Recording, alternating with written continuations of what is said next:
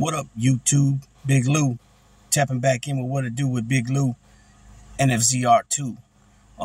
If this is the first time you're coming to this channel and checking me out for the first time, feel free to sub, like, and share the channel.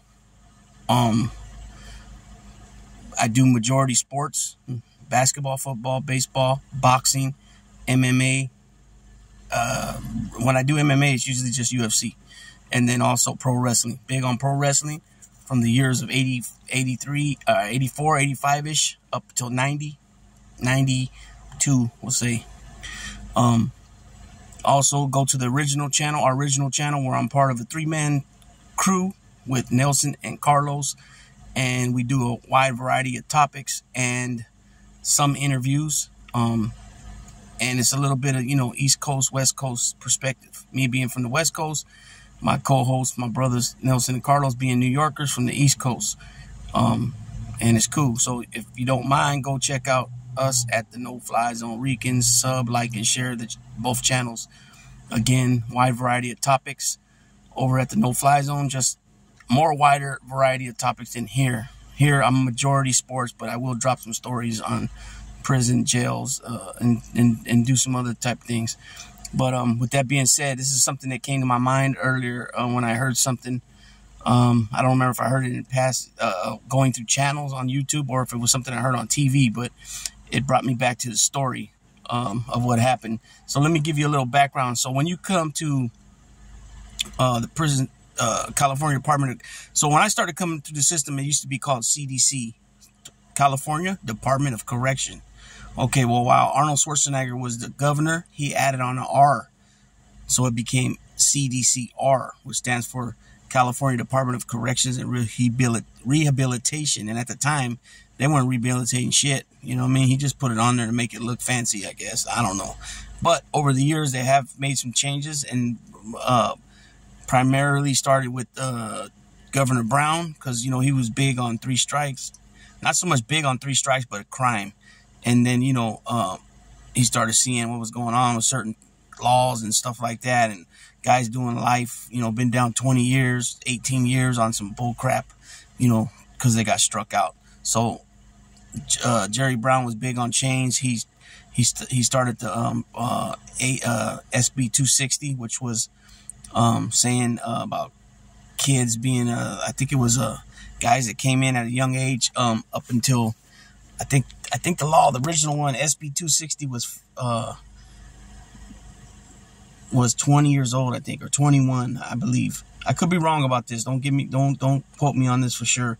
And then he came out with SB 261, which said that people's brains don't fully develop until 23. Therefore, a lot of these cases were being relooked at, and a lot of it had to do with, like if a young man comes in the system and they got, say, 30 years, that helps your points go up. You know what I mean? They have 4 categories they look at when it comes to your points. How old you were when you, first time you were arrested, how old you were when you got to reception center on that case, if you belong to a gang, or a disruptive group, they give you 6 points. Also, the last thing being how many years you get, times 2. So if you get, say, 6 years, 8 months, it's just six years times 2. And that'll be 12 points for that. And then if you belong to a group, that's another 6 points. That's 18 points right off the top right there. That's already putting you just about out of the level 1 space with 2 more questions that, gives you points. So if you got arrested, say, the first time ever, 12 years old, your points are going to be high for that. If you got to reception at, say, 50, then you won't get hardly any points for that. You know what I mean? But if you say if you were 13 the very first time you got arrested, and you were say 21 when you got to reception center on that case, and you belong to a gang or a disruptive group, and then say you got 10 years, that's 20 points. That's 26 points right there just for the 2 questions. You're already almost well, that's the old scoring system. 27 points to 51 was level 3. Now it's 36 points to 61 is level 3. So things change over the years with Department of Corrections, and Jerry Brown was behind most of it. The 3-strike law was Governor Pete Wilson, and that was all around the time of Pauly Class. Okay, so the reason I brought all that up was because when you go to reception center, the way it rolls is, the procedure there is, you go there, right? Nothing's really, if you're first time on this, say a new number, everything's got to be classified. You got to be classified. Okay, so you do all your medical stuff, you get all that out the way, right? And then when your counselor comes and sees you, now the ball's rolling. After you see he or she, most of the time people are out of there within two weeks. And what I mean by out of there is on their way on a bus, which we call the Gray Goose, even though it's green, on their way out of there to a main line to put blues on and go to school, work, and all that stuff. Okay, so when you sit down and talk to your counselor, they ask you a bunch of questions, right? And they're the ones that do your points and all that. And then they after they complete all that paperwork, they forward that to CSR. The CSR is the ones that put you on a bus and get you out of there. So they ask you a ton of questions. I mean, like your parents' name, your mother's maiden name, their date of birth, all that stuff. Your siblings, how many siblings you have, their date of births, your kids and all their date of births. And they ask a few other things, personal things about families information. And the reason they do all that is so, that they're crossing their T, they're dotting their I's and crossing their T's, as far as anything, security matters, anything somebody may, 812 is in California is when enemy concerns, or like usually what happens there is, like, if you get into a fight with somebody, usually there ain't no fights, but if you get in a fight with somebody and he puts the 812 on you, that means enemy concerns, and they will never have you in the same areas. Okay, so but usually how that happens with the 812s, where you get like keep away stays pretty much, is when you remove somebody. If you're part of a 3 guys, one guy's called the hitter, and he's the one that does the slicing or the cutting or the stabbing, and then the other 2 guys are called the bombers. And basically what happens is the hitter does what he has to do, stabs him, slices the guy, and then he dips off. He peels out, and then the 2 hitters just continue to beat on the guy. And usually when that guy that gets hurt, he usually puts whoever's on his paper, on 115, which is a write-up, whoever's names are there with their CDC numbers, usually he'll put a keep away against them. So no time in the future will they ever be on the same yards. Okay, so there's a reason I brought this up, and you guys will catch it when I get there. Okay, so fast forward to the state. I believe this happened in the state of Washington. Cops get on go to make a traffic stop, and the vehicle don't stop and keeps going, and then they go on a high-speed chase, and they end up backing off the chase because it got too dangerous, and they're in the highway freeways. I know people call it different things in different states, but he was on the freeway, and he went, he was basically, it was a felony evading. That means you broke 3 traffic laws. So that could have been running a stop sign, running a red light, things like that, going the wrong way, stuff like that. Okay, so he gets away, but then later on down the line, I guess the fuzz, when I say the fuzz, that means cops. The fuzz or the man knew who he was, and they picked him up later. Okay, so this is not a violent crime, right? Felony evading is not a violent crime, or GTA or grand theft of automobile. So it's not violent. So anyways, he ends up getting picked up on it later on. I think it was about maybe 6 months later, 4 months later, 8 months later. It was some little bit of time down the line. He goes to prison for it, right? Okay. So he's in the cell by himself. I believe he was either in the cell by himself, or he got moved to another cell that was open, or somebody came from somewhere else and they put him in the cell with him. I'm not sure on that part, right? But he ends up getting a cellie, however it happened. He gets a cellie, and keep in mind, this youngster's, he's a young man. He's like, he couldn't have been no more. I want to say he was between 20 and 25. He couldn't have been older than that. And this guy was in the cell when it was an older guy, like double his age, 40s easy. And I guess, they started getting a little friendlier and friendlier as time went by. And the older guy ends up feeling comfortable to talk about his crime. And he ends up telling the youngster about his crime, and it was a weirdo charge. So anytime you hear me say anything about weirdo, that means a sex offense, right? So he had a weirdo charge on a young girl. And so this dude ends up feeling free and talks about it, what he did, or I'm not really sure on all that. But either way, bragging at any type of way about that is disgusting, right? Piece of shit, right?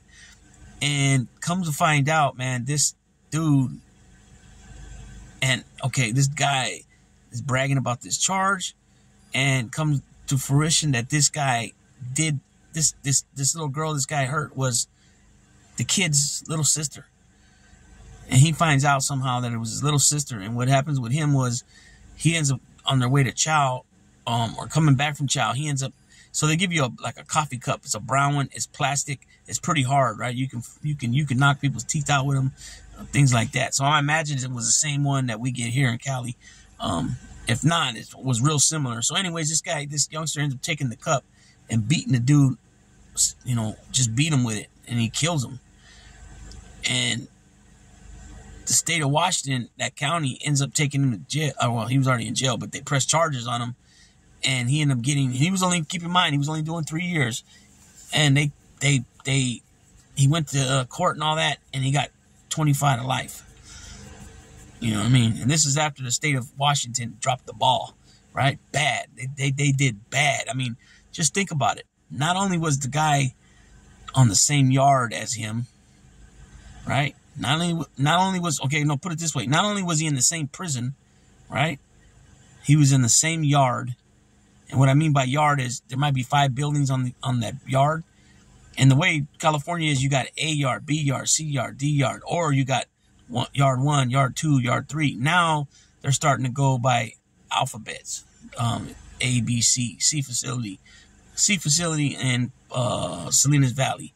Old pins like San Quentin, Old Folsom, DVI, they have only 1 yard.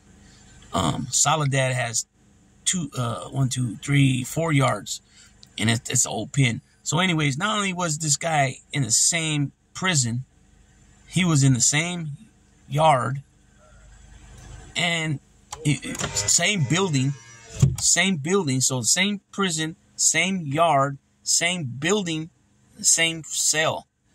I mean, Washington, they dropped the ball bad. And now that goes back to what I had said about California. When your counselor comes and they ask all this information, is because they're like I said, they're dotting their I's and crossing their T's to make sure nothing like that can happen.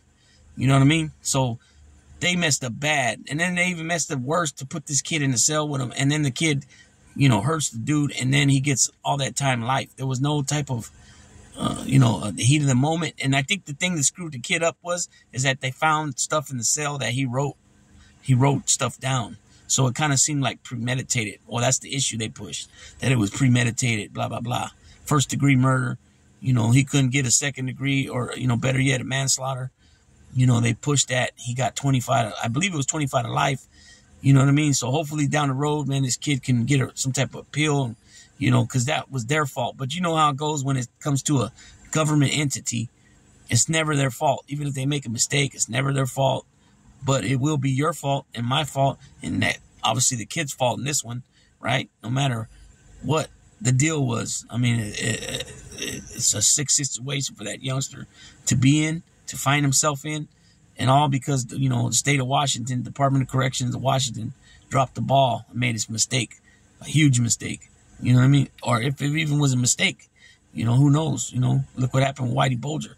I mean, did he have it coming? Yeah, he told on a lot of people. You know what I mean? And so, I don't know.